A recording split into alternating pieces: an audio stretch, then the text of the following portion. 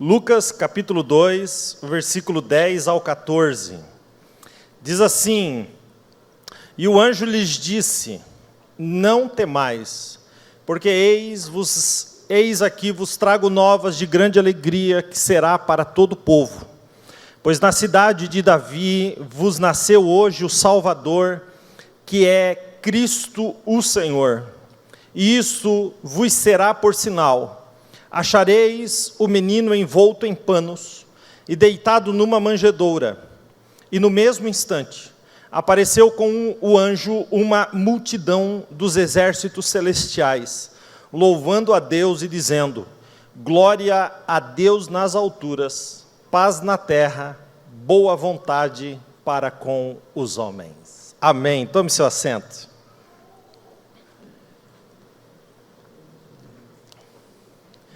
Queridos, antes da gente entrar aqui propriamente na palavra de Deus, trazer aqui um entendimento 100% bíblico a respeito do Natal, a gente precisa dizer que essa época do ano é uma época muito maravilhosa, porque as pessoas ficam mais propensas a ouvirem uma palavra, a atentarem às coisas de Deus, e cria-se um clima tão gostoso, um clima de festa, e eu amo isso. Tem gente que não gosta, tem gente que acha que o dia de Natal, ou Ano Novo, ou de aniversário, os dias são todos iguais.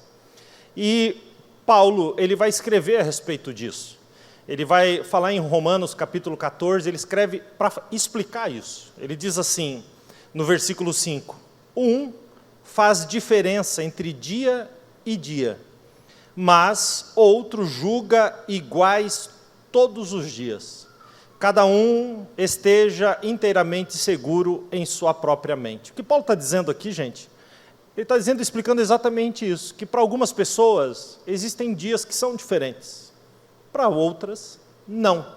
Mas Paulo, então, ele vai dar um conselho, ele diz: cada um esteja inteiramente seguro em sua própria mente. Resumindo, Paulo está dizendo mais ou menos o seguinte: se para você todos os dias são iguais, ok, mas deixa em paz quem acha que é diferente, quem acha que tem dias diferentes e dias especiais. Para mim, eu gosto muito dessa época. A nossa cidade fica mais alegre, né?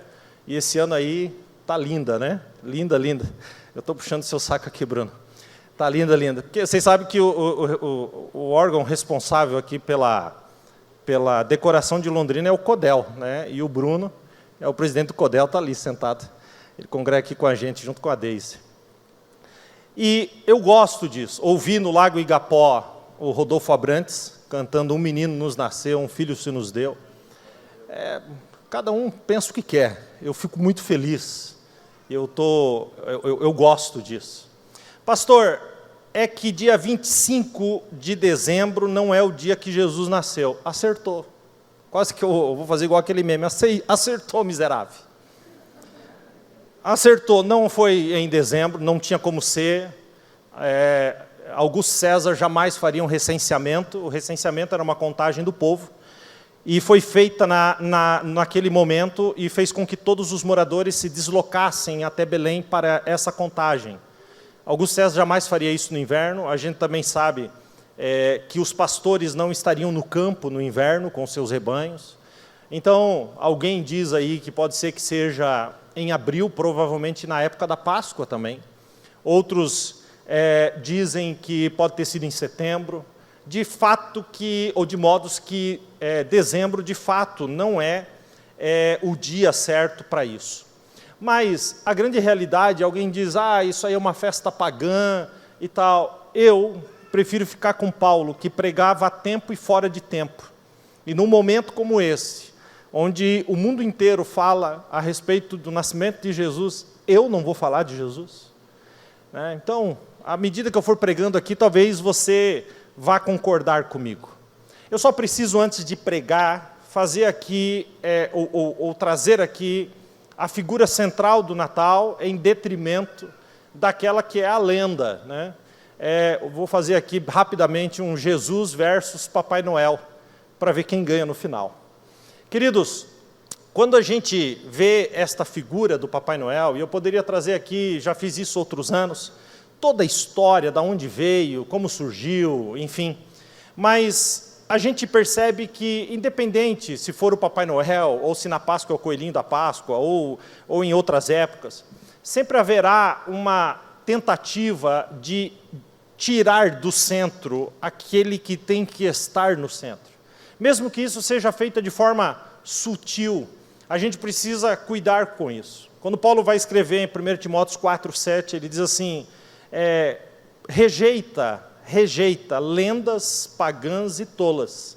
Para progredir, escute só, para progredir na vida cristã, faça sempre exercícios espirituais. O exercício espiritual, querido, não é um exercício físico, mas é um exercício de entendimento. Então, quero convidá-los aqui a fazer um rápido exercício espiritual a respeito aí, colocar aqui esses que são os ícones do Natal, Papai Noel e Jesus. Obviamente que o Papai Noel jamais entraria numa ascensão tão grande e seria tão bem aceito se ele não se parecesse com Jesus em muitas coisas. Observe que, falando comercialmente, foi feita uma pesquisa muitos anos atrás, e as pessoas descobriram que no Natal a figura de Jesus era aceita pelos cristãos, falando comercialmente, mas não era aceita pelos muçulmanos e pelos ateus. Mais tarde eles descobriram então que a figura do Papai Noel ela era aceita por muçulmanos, por ateus e por cristãos. Diante das evidências que apontam para essa figura tão emblemática do Papai Noel. Pastor, o Papai Noel se parece com Jesus? Sim, em muitas coisas. Se não se parecesse, a gente não simpatizaria tanto. Quando a gente pega só alguns versículos, a gente percebe como eles são parecidos. Apocalipse 1,14 diz que Jesus tem cabeça e cabelos brancos como a neve. Papai Noel também tem o cabelo e a barba branca. Apocalipse 19:13 diz que as vestes de Jesus são tingidas por sangue. A cor do sangue é vermelho. Papai Noel também veste uma roupa vermelha. A Bíblia diz em Mateus 24:42 que a gente tem que vigiar porque a gente não sabe a que horas da madrugada Jesus virá. Assim é a chegada do Papai Noel, sempre nas madrugadas. A Bíblia diz em Marcos 6:3 que alguém diz a respeito de Jesus, não é este o carpinteiro filho de José? Ou seja, Jesus exercia a carpintaria. E vocês sabem que a lenda do Papai Noel, ela começa com um Papai Noel fazendo brinquedos, a princípio, de madeira. A Bíblia diz em Apocalipse 19:11, João escrevendo diz, eu vejo o céu aberto e eu vejo um cavalo branco e um que está assentado sobre o cavalo, que se chama Fiel e Verdadeiro. Papai Noel também, o céu se abre e ele vem, não montado num cavalo, mas nas suas renas. Quando a gente olha para Apocalipse 19:14, diz que um exército celestial segue Jesus. Papai Noel também é seguido por um exército de duendes. A Bíblia diz em Efésios 4:8 que Jesus subiu ao alto, levou cativo o cativeiro e deu presentes aos homens, deu dons aos homens. Papai Noel também é aquele que dá presentes aos homens. Apocalipse 3:21 diz, Jesus está dizendo ali, diz assim, assim como eu venci e assentei-me no trono de meu Pai. Jesus tem um trono e o Papai Noel também tem um trono em cada shopping dessa cidade. A Bíblia diz em Hebreus 4:16 que nós devemos chegar com confiança diante desse trono, que é o trono de Deus. E a gente também é empurrado para isso, para que a gente chegue com confiança para pedir os presentes para o Papai Noel. A Bíblia diz em Marcos 10:14, Jesus diz assim, deixai vir a mim as crianças. Jesus pegava as crianças no colo. É a mesma figura do Papai Noel. Deixe vir a mim as crianças, e ele pega elas no colo. A Bíblia diz em Gálatas 4:6 que o Espírito do Filho de Deus clama Abba Pai. E a palavra Abba Pai, traduzida originalmente, fica Pai Pai, ou Papai. Então, nós também chamamos de Papai Noel. Finalmente, a figura do Papai Noel é onipresente e onisciente. Por que onipresente? Porque no dia 24 ele está em todos os lugares do mundo para entregar os presentes. E ele é onisciente porque ele sabe qual é a criança que fez coisas boas e as que fez coisas ruins. para que ele entregue somente para aqueles que se comportaram bem. Até aqui você pode olhar para mim e dizer assim, eu nunca tinha pensado nisso. Realmente, Papai Noel se parece em tudo com Jesus. E eu diria para você, tudo vírgula. Porque tem duas coisas, tem algumas coisas, mas só vou pontuar duas, que Jesus não se parece em nada com o Papai Noel. A primeira delas, Jesus, esta é a primeira, Jesus, ele morreu na cruz, e o Papai Noel nunca morreu por ninguém. E a segunda e principal, Papai Noel só entrega presente para quem se comporta bem, mas Jesus morreu por todos os pecadores, e derramou a sua graça, e o maior presente e dádiva que você pode se receber. A Bíblia vai nos dizer exatamente isso em Romanos 5,8. Mas Deus prova o seu amor para conosco nisso, em que Cristo morreu na cruz, sendo nós ainda pecadores. Por isso eu me levanto aqui para dizer, Jesus é o centro do Natal, para a glória do nome do Senhor. Para a glória do nome do Senhor. Então, queridos, na sua noite de Natal, no teu dia 24, né, a gente como igreja, a gente sempre que pode para o final de semana do Natal, para que as pessoas se dediquem de fato às suas famílias, por isso não teremos culto aqui no próximo domingo, dia 26, para que vocês tenham esse tempo em família. Inclusive a gente também, toda a equipe que trabalha na igreja, equipe pastoral, enfim, a gente também possa ter esse tempo em família, mas isso não significa que nós estaremos longe de Jesus. O meu conselho para você é, faça do seu Natal um altar, aquele que realmente nasceu para mudar a humanidade. Não se esqueça de, na sua ceia de Natal, mencionar Jesus, porque foi Ele que nasceu. Ele nasceu numa cidade que fica a 9 quilômetros de Jerusalém, chamada Belém. É uma cidade de 35 quilômetros quadrados, impressionantemente pequena, talvez um bairro pequeno de Londrina. É uma cidade extremamente pequena, e naquela cidade, Augusto César, quando ele vai fazer o recenseamento, José, que é da linhagem de Davi, cai naquela cidade, porque aquela cidade era considerada a cidade de Davi. Deixa no versículo 11 para mim, Caio, por favor. Pois na cidade de Davi. Então, como Jesus era da linhagem de Davi, José, seu pai também, então ele lhe tocou ir a Belém. A gente sabe que tudo isso acontece para que se cumpra as profecias. Profecias de Miqueias, capítulo 5, versículo 2, diz, e tu, Belém, posto que pequena entre os milhares de Judá, de ti sairá aquele que governará e reinará para todo sempre. Então, havia uma profecia, e é interessante como Deus move o coração dos governantes, porque Deus move o coração dos governantes em torno dos seus propósitos, e aí é decidido fazer esse censo. De Nazaré, onde Jesus morava, até Belém são 200 quilômetros. Imagina o que é uma mulher grávida, fazer 200 quilômetros em cima do lombo de um jumento. 200 quilômetros. Maria chega ali completamente esgotada, e ali, por não ter lugar onde estar ou onde se alojar, ela vai então e se aloja naquilo que chamamos de manjedoura. Queridos, e os pastores do campo recebem um sinal quando Jesus nasce, que é o texto que eu li aqui. E é interessante como Deus trabalha isso. E a primeira coisa que eu quero trazer para vocês está ali no versículo 12, o Caio vai pôr lá para nós. Diz assim, e isso aqui é o anjo falando com os pastores, e isso vos será por sinal. Achareis o menino envolto em panos e deitado numa manjedoura. Queridos, eu já parei na frente desse versículo, não sei nem quantas horas ao longo da minha vida. E teve algumas coisas que eu consegui compreender nesse texto, só nesse versículo, para a gente começar aqui. Quando menciona que Jesus nasceu numa manjedoura, e muitas vezes eu me questionava o porquê disso, mas quando eu estive lá em Belém,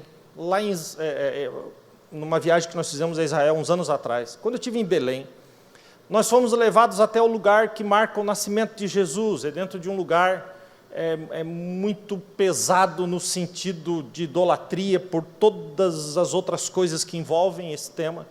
E aí eles nos levaram lá dentro, e você entra, e você meio que entra num subsolo escuro, e lá tem uma estrela, e naquela estrela marca o ponto do nascimento, e em frente, praticamente nessa distância, de 2 ou 3 metros, tem ali um buraco na pedra ali, que é onde eles apontam como sendo a manjedoura.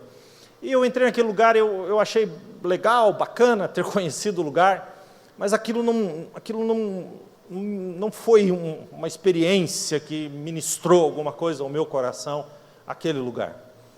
E até porque tudo isso veio muito mais tarde com Constantino, já depois do ano 300, quando ele mandou sua mãe construir lugares em torno desses pontos bíblicos, enfim.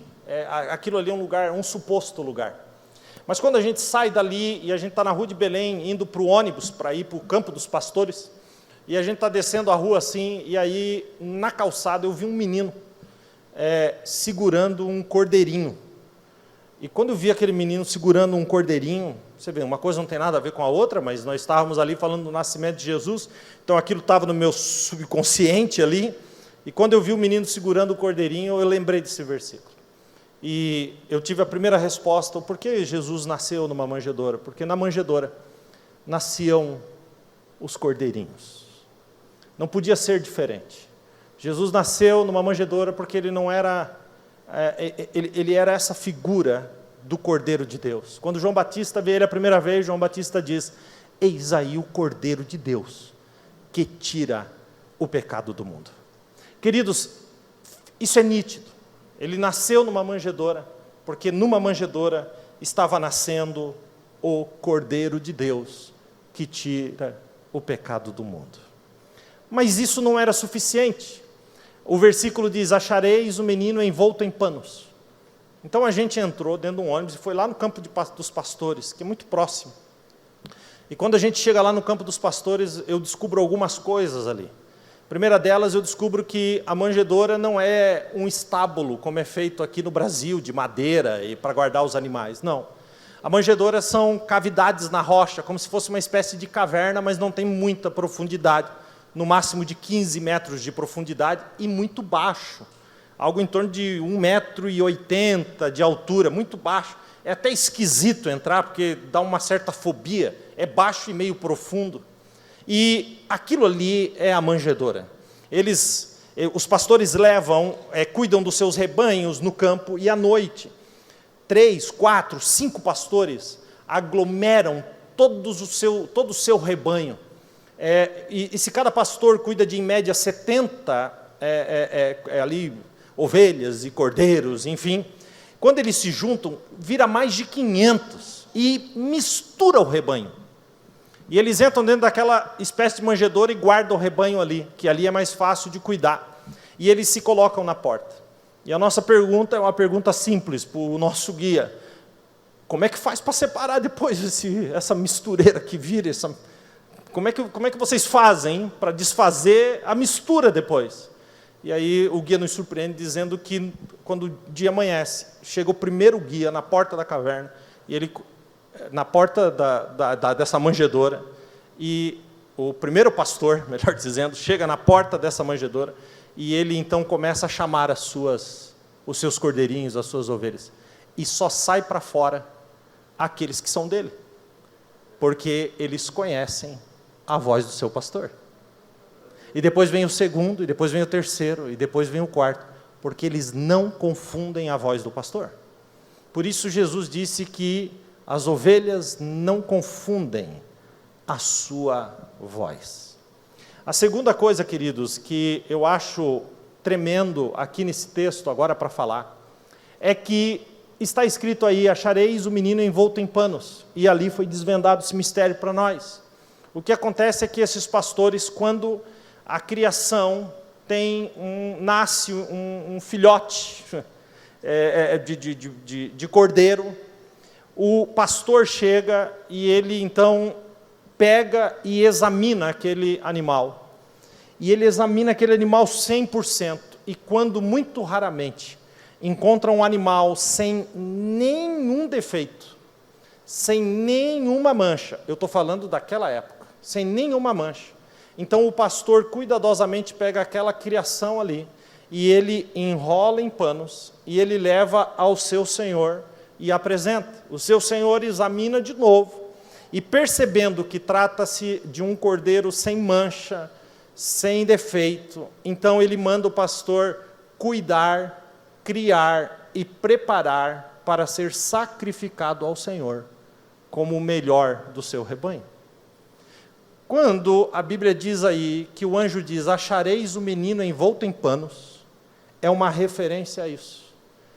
Quando os pastores entram e veem o menino envolto em panos, ali estava nascendo o Cordeiro de Deus, sem mancha, sem pecado e sem defeito, para morrer por mim e por você, uma única vez para sempre. E isso é maravilhoso. E você podia até ter dado um glória a Deus, você acredita? É maravilhoso. Agora, a gente entende que esse é o sinal. Vocês lembram de 1 Pedro 1,18? Diz assim, sabendo, ou seja, você já deveria saber, sabendo que não foi com coisas corruptíveis, como ouro e prata, que fostes resgatados da vossa vã maneira de viver, que por tradição recebestes dos vossos pais, mas, olha só, pelo precioso sangue de Jesus, como um cordeiro incontaminado e imaculado. Jesus nasceu sem defeitos, nunca conheceu o pecado, e a sua vida foi uma preparação para morrer em sacrifício pela minha e pela sua vida, para que hoje nós estivéssemos aqui. Então o nascimento de Jesus tem tudo a ver com você. Tudo a ver. Esse é o primeiro ponto. Olha como Deus faz. Esse é o sinal que Deus deu para os pastores e para os magos. Que a gente diz 3 magos, mas não sabe porque na verdade são 3 presentes. Em nenhum momento fala 3 magos. Qual é o sinal dado para os magos? O sinal dado para os magos é uma estrela no céu. Mateus capítulo 2, versículo 10, e vendo eles a estrela, regozijaram-se muito com alegria. Pastor, por que com os pastores foi panos e manjedoura e com os magos foi estrela? Porque Deus fala de acordo com a capacidade de cada um. Deus se revela de uma forma que você possa entendê-lo. Pastor, esses magos vieram do Oriente? Sim, lá da região da Babilônia. Pastor, como que esse povo descobriu esse Deus? Através de um homem que séculos antes viveu lá, chamado Daniel. E Nabucodonosor, o imperador da Babilônia, até então, manda matar todos eles, porque eles não conseguiram interpretar o seu sonho. Então Daniel entra e diz assim, não os mate, livra eles da morte, não os mate, Deus me dará a resposta do teu sonho até amanhã. E com essa atitude de Daniel, todos aqueles homens foram livres da morte, e decidiram, segundo a tradição, se entregar ao Deus de Daniel. E quando eles recebem um sinal de uma estrela no céu, que era o que eles tinham em mente, que era o que eles estudavam, então eles fazem uma viagem de 1.500 quilômetros. Por isso, os magos não apareceram na manjedoura, mas 1 ano e meio depois, na casa onde eles moravam. Isso é tão verdade que a Bíblia diz, e chegando eles em casa, e não na manjedoura, em casa. Eles chegam e eles descobrem Jesus ali. Deus fala na linguagem que cada um entende. Agora eu posso lhes dizer uma verdade aqui? Deus não se revela para religioso. Deus se revela para quem quer descobrir quem Ele é. Deus se revelou para os pastores no campo, Deus se revelou para os magos do Oriente, mas Deus não se revelou para os religiosos da época. Pastor, o que é a religiosidade? Religiosidade é tudo que você faz para Deus sem querer intimidade com Ele. Vou repetir, religiosidade é tudo aquilo que você faz para Deus sem querer intimidade com Ele. É mais ou menos assim, eu sigo Jesus de longe, mas eu não quero essa intimidade toda, porque intimidade gera sobre mim uma responsabilidade de mudança. Por isso eu sigo à distância, eu não acompanho de perto. Mas Deus fala na linguagem que a gente entende. Para os pastores falou de panos e manjedoura. Para os sábios falou de estrela. E na volta de Jesus será a mesma coisa. Ele se revelará para aqueles que o buscam. Então, querido, não importa quando Jesus nasceu, e eu até tenho essa resposta nessa noite, eu sei exatamente quando Jesus nasceu, mas vou falar só no final. O importante, sem dúvida nenhuma, é que Jesus nasceu. Natal é vida. Natal é Jesus nascendo. Não é simples. Aliás, é simples. E é maravilhoso ao mesmo tempo. Será que a gente, queridos, não precisa entender isso? E posso lhes dizer o que o nascimento de Jesus há 2000 anos atrás tem a ver com a sua vida? É porque Jesus nasceu lá e desde então vem nascendo na vida de todo aquele que se entrega para Jesus. Eu lembro o dia que Jesus nasceu dentro de mim. E eu tenho que me perguntar às vezes, será que a minha religiosidade não me isolou do mundo que Deus me mandou transformar? Será que Jesus continua nascendo na minha vida? Só tem um problema: quando Jesus nasce na minha vida, eu perco a minha vida.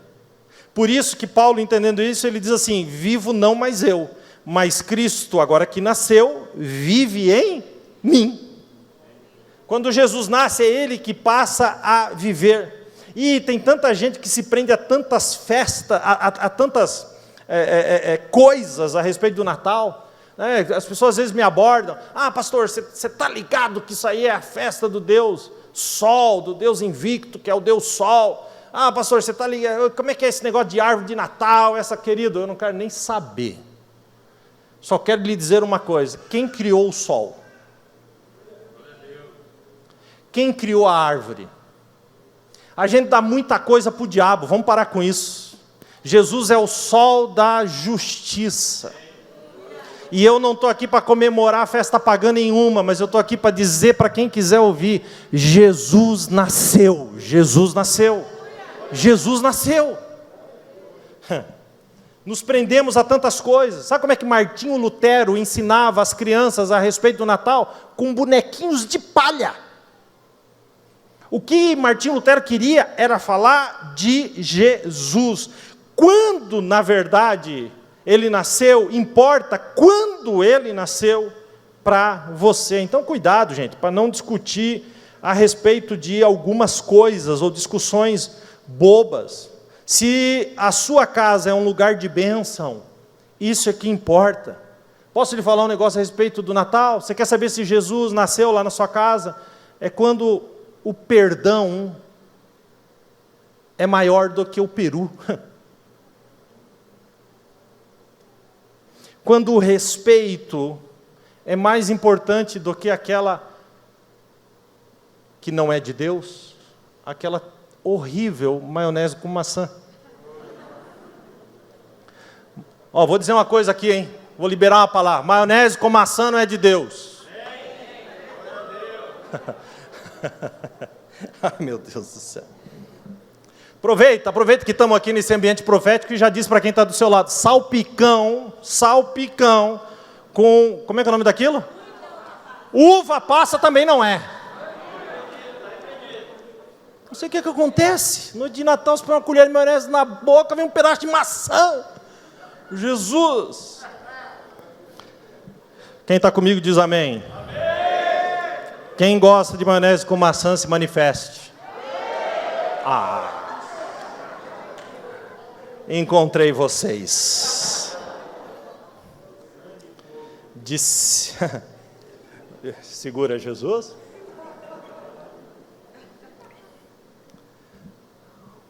Sua casa é uma bênção. Vou começar tudo de novo. Se o perdão vale mais do que o peru. E se mesmo comendo maionese com maçã, você perdoa quem fez. Porque o que vale é o amor. Minha sogra ama uva passa. Se pudesse, colocava no... não é uva passa, não? Tá. Querido, Jesus está na sua casa se o amor é maior do que o presente do shopping. Aliás, Jesus está na sua casa quando você dá no amigo secreto um vestido e ganha um cabide. Ali você vai descobrir se realmente Jesus está na sua casa. O dia que amar não for suficiente, você perdeu o rumo do Natal. Natal é amor, porque ele nasceu por amor. Nunca se esqueça do dia que ele nasceu. Pastor, eu não comemoro porque não é dia 25, até você falou. Ok. Então, querido, comemora dia 26. Ou então faz como eu, comemora 27, 28, 29, 30, 1, 2, 3, 4. Eu comemoro todos os dias, porque Jesus nasceu. Pastor, Jesus está no dia 25? Claro que está, gente. Jesus se assenta na família que se assenta em paz e que invoca o seu nome. E que agradece ao Rei da Glória por ter entrado, o infinito ter entrado dentro daquele bebê naquele dia. Jesus, ele se manifesta na família, no abraço, no beijo, no perdão, no sorriso, na generosidade.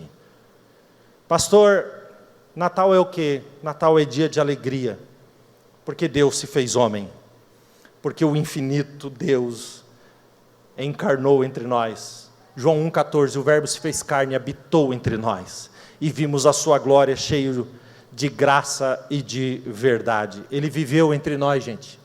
Ele nasceu entre nós, ele viveu entre nós, ele morreu numa cruz, ele ressuscitou ao terceiro dia, ele subiu ao céu, e ele mesmo voltará para nos buscar. Natal é sobre Jesus. Natal é a festa da salvação.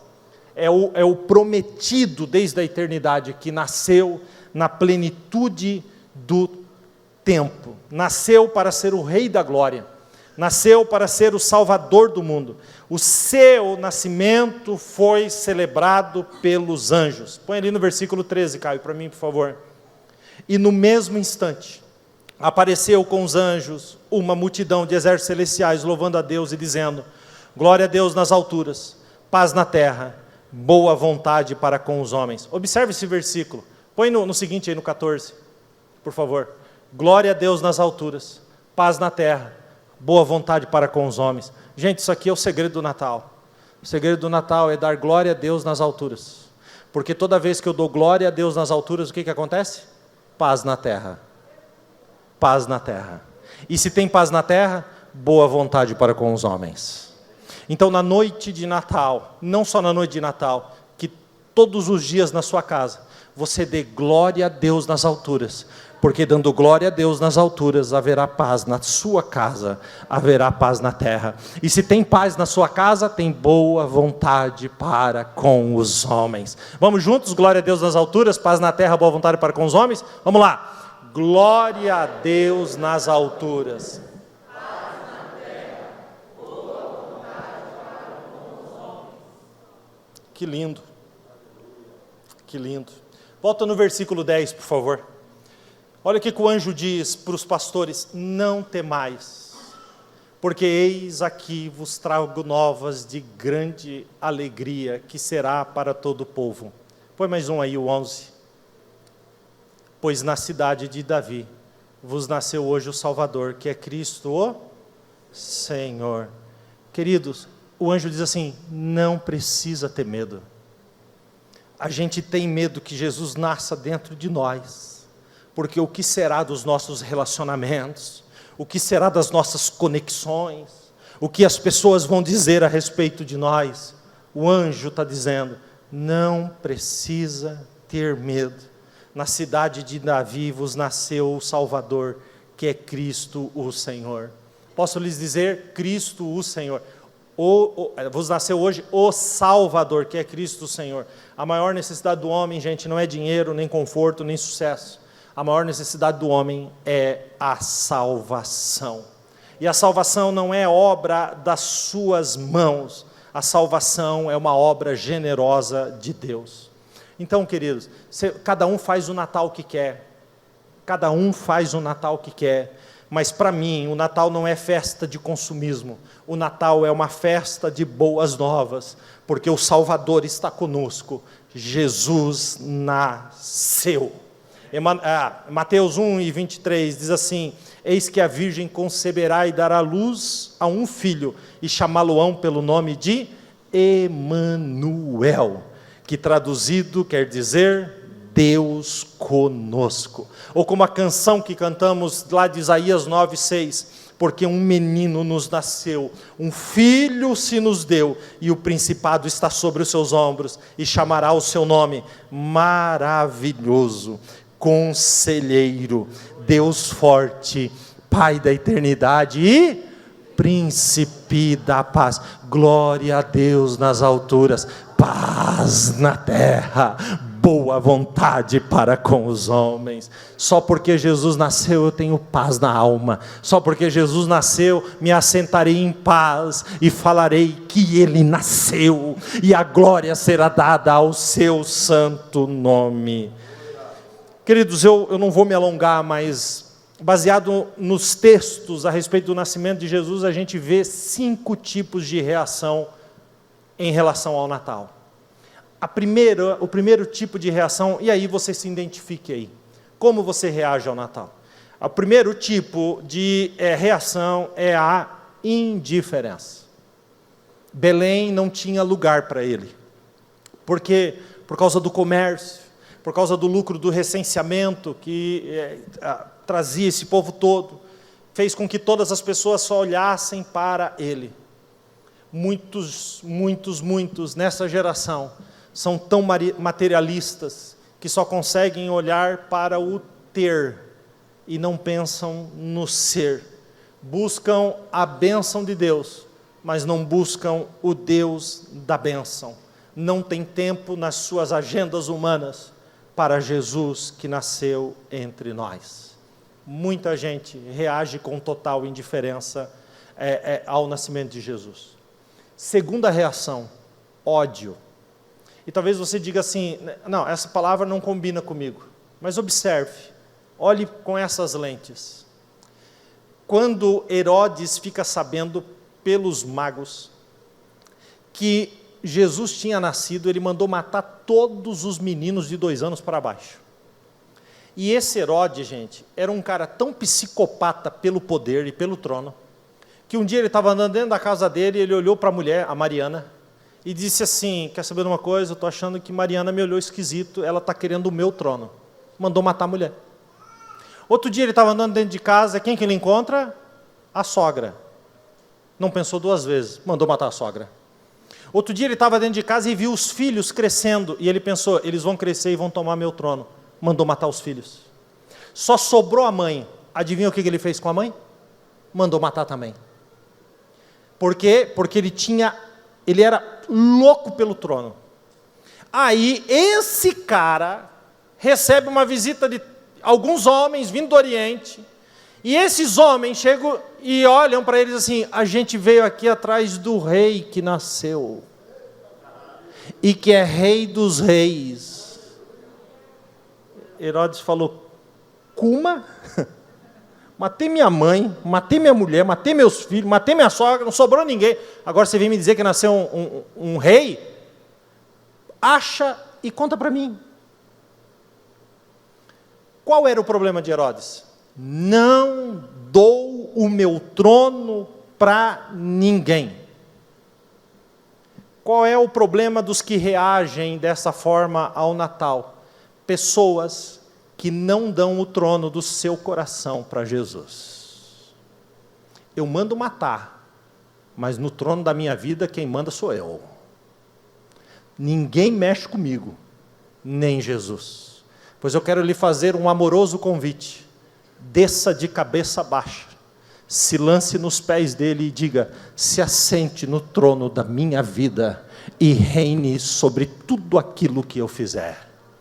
Mas tem gente que reage desse jeito. Ele nasceu? Não vai nascer aqui não. Aqui quem manda sou eu. Ainda existe um terceiro tipo de reação, que é a reação dos religiosos. Eram os fariseus, os escribas da época. Eles tinham tudo de cor na cabeça, todas as escrituras. Eles sabiam que as profecias apontavam para aquilo, mas eles não acreditaram. E esses homens representam aqueles que são bem informados na Bíblia. Já leram a Bíblia algumas vezes, conhecem suas histórias, já ouviram muitas pregações. Provavelmente tem alguns sentados aqui dizendo, eu conheço o que você vai falar, já li esses textos. Sabem quem é Jesus, sabem que Jesus é o Senhor, que Jesus é Salvador, que Jesus é o caminho, que Jesus é a verdade, que Jesus é a vida, que Jesus é o Filho de Deus. Só tem um problema, são muito bem informados, mas não são transformados. E Jesus não morreu para te informar, querido. Jesus morreu para te transformar. Jesus morreu para que hoje Ele pudesse nascer em você, porque Ele tem vida e vida em abundância. Temos ainda a quarta reação, e eu amo essa. Essa é a reação dos magos. A Bíblia vai dizer assim, lá em Mateus 2,11, entrando em casa, acharam o menino com Maria, sua mãe. Observe agora. Prostrando-se, o adoraram, e abriram os seus tesouros, e ofertaram-lhe dádivas, ouro, incenso e mirra. Primeira coisa, o texto diz assim, e entrando na casa, acharam o menino. Eu quero lhe dizer, quem procura, acha. Deus diz assim, buscar-me-eis, e me achareis, quando me buscardes de todo o vosso coração. Eles procuraram e acharam. Deus se revela para aqueles que o buscam. Ele será achado de nós. Quem está entendendo isso, diga amém. Eles acharam. Quando eles acham, qual é a primeira reação? Prostraram-se e o adoraram. Primeira reação de quem realmente entende o Natal é se prostrar e o adorar, porque ali está a maior dádiva que esse mundo já recebeu, o Filho de Deus. Mas não para por aí, eles ofertam ouro, incenso e mirra, e cada um desses presentes tem uma comunicação muito forte. Quando eles ofertam ouro, o ouro é o presente dos reis, então quando eles ofertam ouro, eles estão dizendo, eles estão prostrados adorando, eles abrem e a primeira coisa que eles entregam é o ouro. Quando eles entregam o ouro, eles estão dizendo, tu és o rei dos reis, receba o presente de um rei, ouro. Segundo presente que ele entrega, incenso. O incenso era usado pelos sacerdotes. Os sacerdotes eram aqueles homens que intercediam pelo povo, eles entravam no lugar para interceder pelo povo, e eles batiam o incensário até que o lugar se enchesse de fumaça. E ali eles intercediam pelo povo que estava lá fora aguardando. Quando eles entregam incenso para Jesus, eles estão dizendo, tu é o nosso sumo sacerdote eternamente, que intercede por nós de uma vez por todas. Mas eles não entregam somente ouro e incenso, eles entregam mirra. E a mirra era uma espécie de perfume muito forte, usado nos sepultamentos. O corpo de Jesus foi lavado e foi usado uma espécie de loção com mirras e outras especiarias antes de enrolá-lo no pano. Porque isso era usado como uma espécie de honra na morte para aquele que morreu. Quando eles entregam ouro, eles estão dizendo, tu é o nosso rei. Quando eles entregam incenso, eles estão dizendo, tu é o nosso sumo sacerdote eternamente. E quando eles entregam mirra, eles estão dizendo, e tu veio para morrer por nós. O Filho de Deus, o Cordeiro de Deus, que tira o pecado do mundo. A última reação ao Natal é a reação dos anjos. Primeiro aparece um anjo só e diz assim, o anjo, singular. Disse para os pastores, não tenham medo, porque eis aqui vos trago novas de grande alegria, que será para todo o povo. Pois na cidade de Davi vos nasceu hoje o Salvador, que é Cristo o Senhor. É um anjo falando isso. Quando ele diz, pois hoje, na cidade de Davi vos nasceu o Salvador, que é Cristo o Senhor. Quando eles dizem isso, a Bíblia diz assim na sequência, e no mesmo instante apareceu com o anjo. uma multidão dos exércitos celestiais, louvando a Deus e dizendo: glória a Deus nas alturas, paz na terra, boa vontade para com os homens. A última reação ao Natal é alguém que se levanta como eu e diz: glória a Deus nas alturas, paz na terra e boa vontade para com os homens, porque Jesus nasceu. Quem pode dar um glória a Deus por isso? Eu quero terminar a ministração dessa noite desvendando um mistério de séculos. Põe no versículo 11 para mim, por favor, a gente vai terminar com ele. Pastor, que dia Jesus nasceu?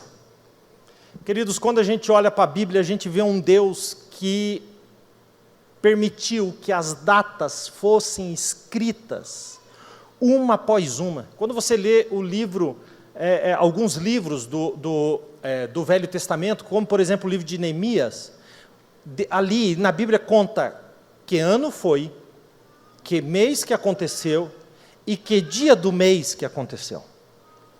E eu perguntei durante muitos anos, por que Deus não nos deu o dia e o mês que Jesus nasceu? Eu queria saber o dia e o mês. Eu sou meio doido mesmo, né? Mas que dia foi? E por que esse mistério? Por que na Bíblia fala de tantas datas e aponta meses, dias? E por que não fala que dia que Jesus nasceu? E um dia, queridos, simplesmente eu descobri. Então, eu sei que você deve estar ansioso para saber, é o dia 25 então, pastor? Ou é outro dia? Fala logo, desembucha. Agora eu vou desembuchar. Eu comecei mencionando esse mistério e termina com ele. E o ministério, ou esse mistério, está atrás de mim o tempo todo nesse versículo. Vamos ler juntos? Pois na cidade de Davi vos nasceu.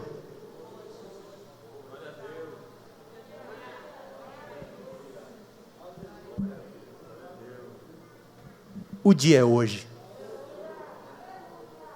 Ele continua nascendo todos os dias dentro de um coração arrependido. Ele continua nascendo, Ele é o Deus do hoje. Quando Ele estava pregado na cruz, o malfeitor ao seu lado lhe pede: lembra-te de mim quando entrares no paraíso. Jesus olha para ele e diz assim: amanhã. Jesus diz: hoje tu estarás comigo no paraíso.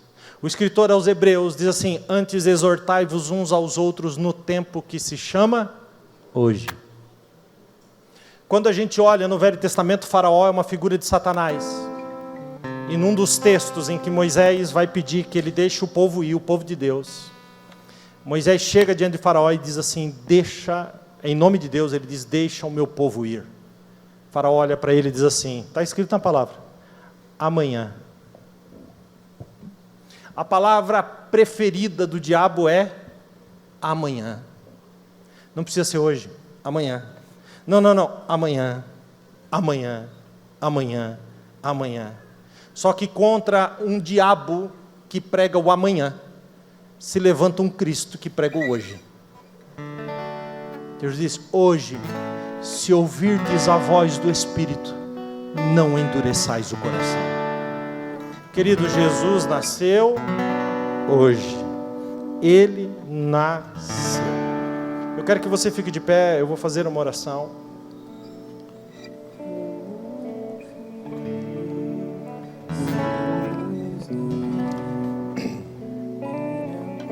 A gente precisa se levantar e entender que Natal é Jesus.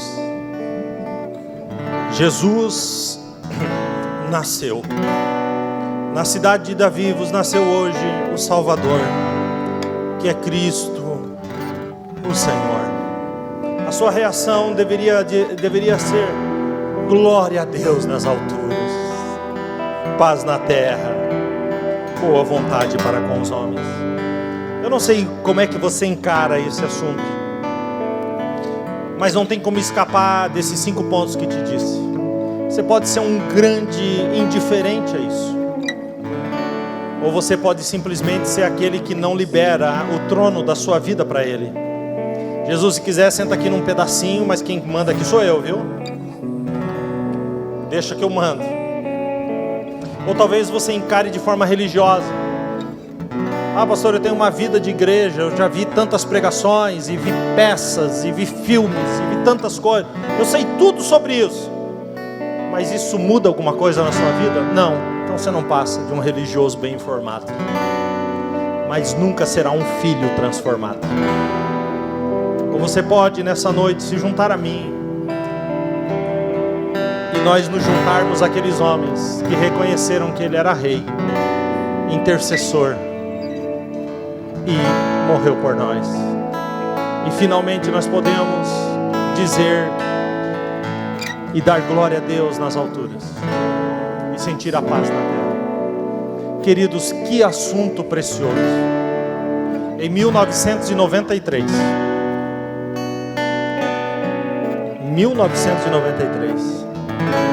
eu cheguei em casa numa madrugada, um jovem,